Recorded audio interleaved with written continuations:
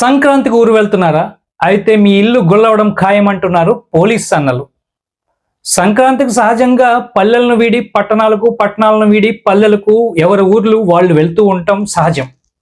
అయితే ఈ ప్రక్రియలో పోలీస్ అన్నలు మాత్రం అతి జాగ్రత్తైన సూచనలు జారీ చేస్తున్నారు. సంక్రాంతికి గనక మీరు ఊరు వెళ్ళేటట్లయితే ఈ విధంగానే వెళ్ళాలట. లేకపోతే మీ ఇల్లుతో పాటు ఒళ్ళు కూడా గుల్లవడం ఖాయమంటూ హెచ్చరిస్తున్నారు పోలీసులు.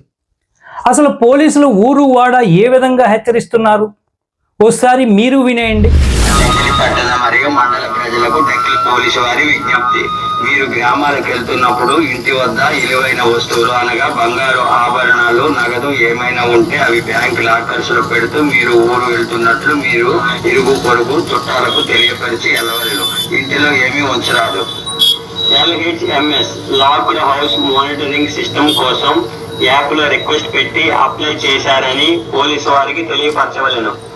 పండగ సందర్భంగా భోగి, సంక్రాంతి, కనుమ, ముక్కనుల రోజులలో మద్యం సేవించి గ్రామాల్లో కొట్లాట్లు, తగాదాలు పడరాదు.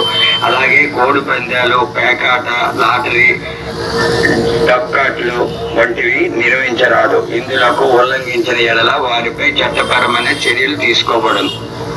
మద్యం త్రాగి వాహనాలు నడపరాదు. అతివేగం, ట్రిపుల్ రైడ్, హెల్మెట్ లేని ప్రయాణం ప్రాణానికే ప్రమాదం కనుక హెల్మెట్ ను ధరించి సురక్షిత ప్రయాణం చేయగలరు. బహిరంగ ప్రదేశాల్లో మద్యం సేవించరాదు. గ్రామాల్లో బెల్ట్ షాపులు నిర్వహించరాదు. అట్లు నిర్వహించి పట్టుబడిన ఎడల చట్టరీత్యా తీసుకోబడు చర్యలకు బాధ్యతలవురు.